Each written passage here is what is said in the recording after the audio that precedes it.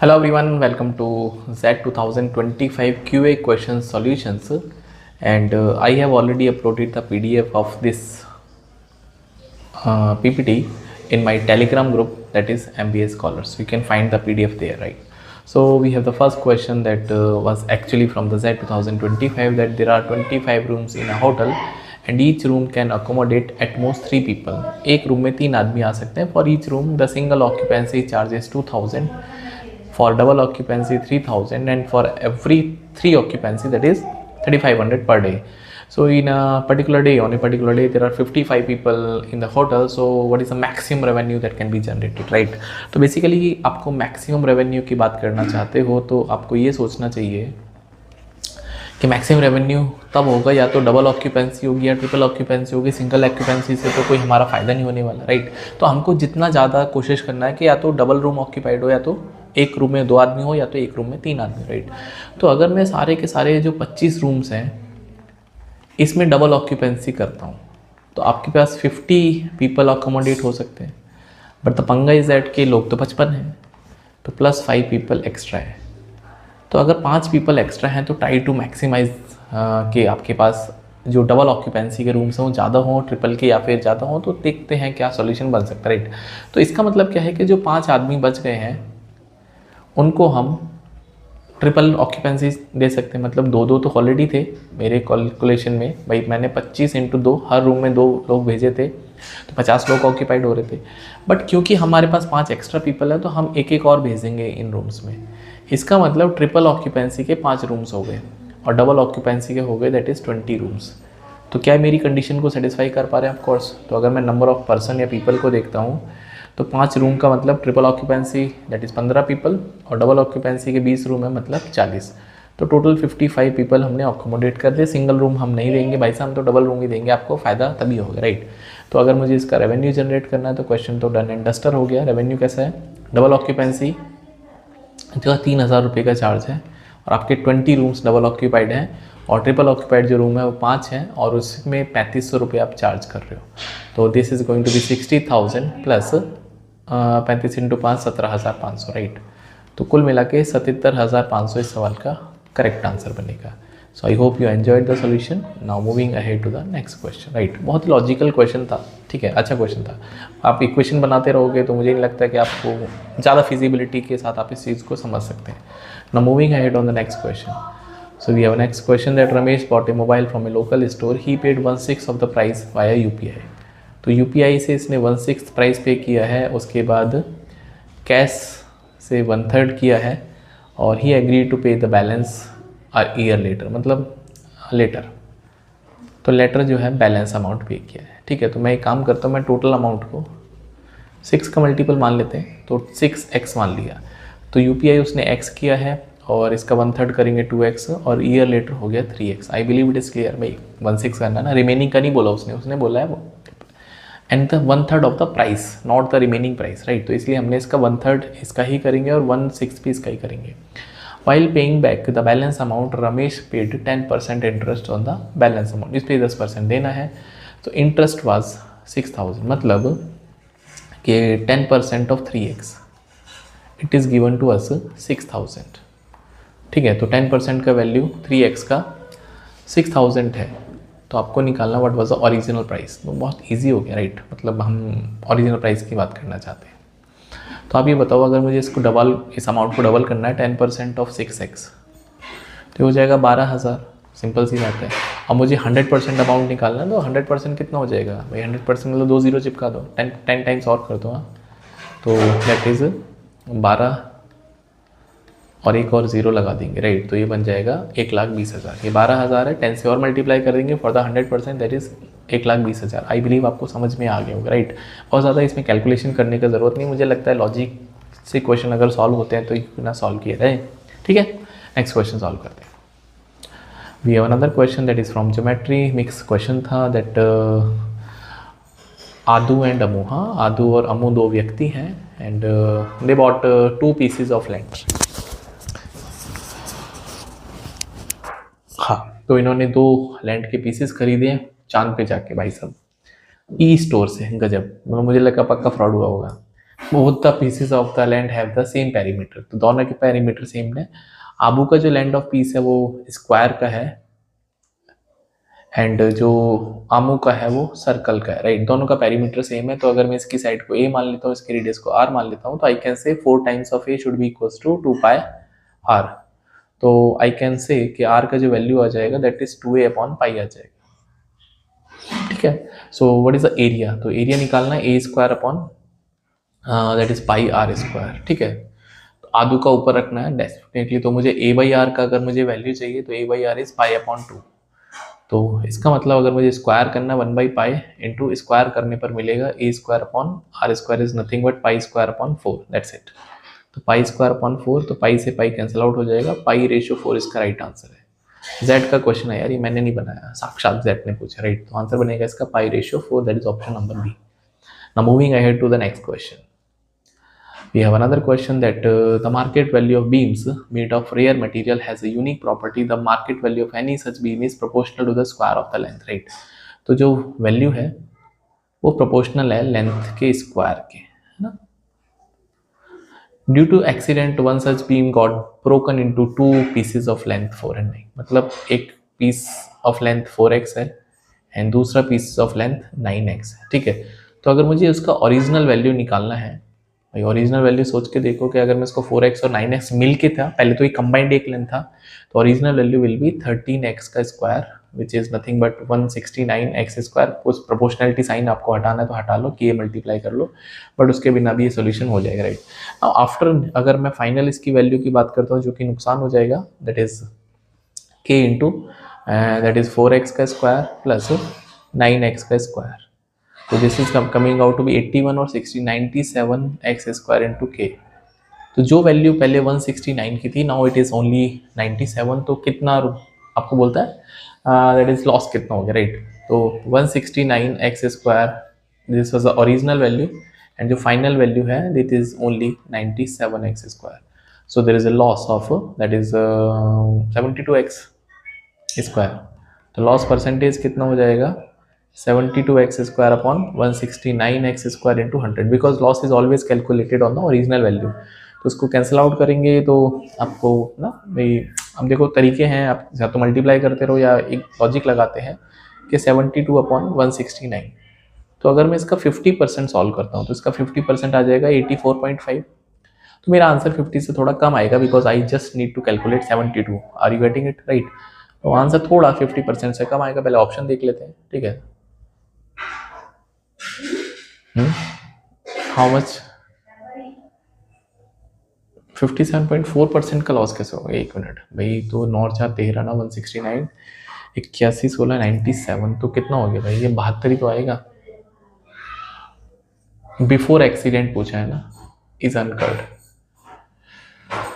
4:9। I think यहाँ पे answer गड़बड़ दे रखा है मेरे हिसाब से। The answer is coming out to be 42 point something आएगा, right. So in my opinion the answer is given actually wrong, मुझे लगता है ये मिस टाइप हुआ है, तो this is not the right answer. Right answer इसका 42% बनेगा, right. 31 will be very less, gain तो होने का चांस ही नहीं है, नो प्रॉफिट नो लॉस नहीं है, तो ऑप्शन नंबर डी इसका करेक्ट आंसर, राइट। तो I will go for option number D, उसको रेक्टिफाई करना पड़ेगा, राइट। नाउ आगे बढ़ते हैं नेक्स्ट क्वेश्चन पे। So we have the next question that is ABCD is a rectangle, so we have to draw a rectangle ABCD and coordinates of C and D are -2, 0 and 2, 0, right. तो C के coordinate हैं -2, 0। हम इसको mathematically अगर सही बनाना चाहता हूँ, एक काम करते हैं, ऐसे बनाते हैं, तो C और D है ना, AB ऐसा है ABCD, तो this is -2, 0 and this is 2, 0, right. तो इसका जो लेंथ बन जाएगा ये 4 यूनिट्स का बन जाएगा, बिल्कुल सही बात है भाई। 4 यूनिट का लेंथ हो गया ना, -2 से +2 and y is 0 actually, right. तो ये x एक्सेस की बात करना है and with the area of the rectangle is 24। तो अगर इसका एरिया 24 है, तो अगर मुझे इसका एरिया 24 दे रखा है, तो length I know that is 4 and breadth that is L into BC should be equals to 24। तो यहाँ से BC का वैल्यू आ जाएगा 24, लेंथ आपके पास 4 है, दैट इज 6, ठीक है। तो BC का वैल्यू 6 आ गया। Now which of the following is the possible equation of the line representing the A B. ठीक है, तो ए बी का आपको पॉसिबल इक्वेशंस निकालना है। ठीक है, तो अगर मुझे ए बी का इक्वेशन देखना है तो ऑफकोर्स ये पैरेलल बनेगा, राइट। ऑफकोर्स ये पैरेलल बनेगा, तो आपसे पूछा है तो इसमें से कौन सा करेक्ट आंसर बन पाएगा, राइट। तो यार यहाँ पे देखो लॉजिक मैं अगर लगाता हूँ कि इसको कोऑर्डिनेट एक्सिस पे बनाता हूँ, सोच के देखना, सिंपल सा लॉजिक है। ठीक है, तो ये -2,0 है और ये 2,0 है। अगर आप कोऑर्डिनेट पे भी बना लेते ना, आंसर सही आ जाता। तो this is C, this is D and this is A, this is B. तो आई कैन डेफिनेटली से हाँ दिस इज एक्स एक्सिस। तो ये पक्का एक्स एक्सिस है, और आप इसके पैरेलल एक लाइन बनाना चाहते हैं, तो this line is y equals to something. तो y इक्वल्स टू समथिंग की लाइन आएगी, उसके अलावा हो ही नहीं सकता, बिकॉज ये तो पैरेलल है ना एक्स एक्सिस के। Definitely y equals to something होगा, right, because it is originally parallel to the x axis. तो by the option I can go with only y equals to 6, और कोई पॉसिबिलिटी नहीं है ना। x equals to 6 is something perpendicular to the x axis, ये possible नहीं है, because यहाँ पे लाइन पैरेलल ही होना है। तो y equals to 6 is the only solution. तो आपने देखा 5 सवाल मैंने करे, और ये 5 सवाल ऐसे थे, मुझे नहीं लगता कि इसमें बहुत ज़्यादा मुश्किलात आपको आने वाली थी, राइट। अब आगे बढ़ते हैं next question. Okay, so we have the next question. ये अच्छा क्वेश्चन है, ठीक है। ये बोलता है आपसे consider the quadratic equation that is fx equals to ax square plus bx plus a, मतलब c का वैल्यू a दे रखा है यहाँ पे, and this has two irrational roots with a and b being the positive integers. तो a और b less than equals to 9 हो सकते हैं, मतलब a का जो रेंज है वो 9 और 1 से लेके, और b का भी जो रेंज है दोस्तों 9, मतलब 1 से लेके 9 कुछ भी हो सकता है, right. Now it is asking that in such impermissible pairs there are equally likely they can take the value. What is the probability that a plus b should be greater than 9, right? तो अगर आप irrational roots पे बात करते हो, if you are talking about the irrational roots, तो it is only possible जब d आपका greater than equals to 0 हो सकता है, and not a perfect square, हाँ, not a perfect square। perfect square बन जाएगा तो rational root बन जाएंगे। तो I want not a perfect square, d should be greater than equals to 0। so what are the possible condition, right? तो d का मतलब होता है b square minus 4ac, and this is the value of d। तो b square is actually b square, a का value a है, c का value a है, तो b square minus 4a square, and I want it to be greater than equals to 0। मतलब जो b का value है b स्क्वायर वो है आपके पास greater than equals to 4a square. So I can say ये भी पॉजिटिव, ये भी पॉजिटिव है, तो स्क्वायर रूट कर सकते हैं, दैट इज b का वैल्यू डबल होगा a से, राइट। तो हम a और b के डिफरेंट पॉसिबल वैल्यूज रखते हैं, एंड उसका चेक करना है, that is d is b square minus 4a square. ये नॉन परफेक्ट स्क्वायर होना चाहिए, that should be NPS, then only I can accept the value, right. तो अगर मैं a का वैल्यू 1 रखता हूँ, तो b का कितना, b should be greater than equals, तो b कैन टेक 2 3 4 5 6 7 8 9, b कुछ भी हो सकता है, राइट। सिमिलरली अगर मैं a का वैल्यू 2 पुट करता हूँ, तो b कैन टेक 4 5 6 7 8 9। अगर मैं c का वैल्यू पुट, मतलब a का वैल्यू 3 पुट करते हैं, तो b कैन टेक 6 7 8 और 9। और अगर मैं a का वैल्यू 4 पुट करता हूँ, तो b can take only 8 and 9, and I can not put a equals to 5 है, तो b को 10 से ग्रेटर। तो मतलब 4 पॉसिबिलिटी हमने a की निकाली, राइट। अब यहाँ पर आपको ये चेक करना है कि b square minus 4a square should not be a perfect square, right, should not be a perfect square. तो अगर मैं यहाँ पर परफेक्ट स्क्वायर की बात करूँगा, तो आपको यहाँ पे b स्क्वायर में से a का value 4 into 1, that is b square minus 4। तो कितने ऐसे नंबर हैं जो कि इन सबका स्क्वायर करने पर, 4 माइनस करने पर आपको परफेक्ट स्क्वायर दे सकते हैं, उनको एलिमिनेट कर देंगे, because I want non perfect square, ठीक है। जैसे अगर मैं b का वैल्यू 2 ले लेता हूँ, तो b का वैल्यू 2 लेने पर this is 2 square minus 4, that is 0, तो हम इसको इंक्लूड नहीं करेंगे। 3 स्क्वायर दैट इज 9 माइनस 4, ये इंक्लूड करेंगे। 4 स्क्वायर माइनस 4, ये भी इंक्लूड करेंगे। 5 दैट इज 21, ये भी करेंगे, ये भी करेंगे, और ये भी करेंगे। 64 ये भी करेंगे, एंड ये भी। तो यहाँ से आपके पास कितने पॉसिबल वैल्यूज़ हैं, दैट इज आउट ऑफ 1 2 3 4 5 6 7, तो 7 पॉसिबल वैल्यूज़ है। आई believe it is clear, right. 1 2 3 4 5 6 है, हाँ 7, ठीक है। अभी हम यहाँ पे देखेंगे, तो again b square minus a का वैल्यू आपके पास है अभी 2, तो कम से कम यहाँ पे दैट इज 4 इंटू 2 का स्क्वायर, तो ये बनेगा 16। तो b square minus 16 should not be a perfect square, right. तो अगर मैं b का वैल्यू 4 पुट करता हूँ, तो 16 माइनस 16 0 मिल जाएगा। 25 में से 16 गए, ये भी 9 मिलेगा, इसको भी इंक्लूड नहीं करेंगे, दैट इज 36 माइनस 16 ये ठीक है, 49 माइनस 16 ये भी ठीक है, 64 माइनस 16 48, और ये बाकी ठीक है। तो यहाँ पे आपके पास 4 वैल्यूज मिलेंगी, राइट, 1 2 3 4। सिमिलरली अगर मैं a का वैल्यू 3 पुट करता हूँ तो b स्क्वायर माइनस 4 इंटू 3 का स्क्वायर, ये बनेगा 36, b स्क्वायर माइनस 36।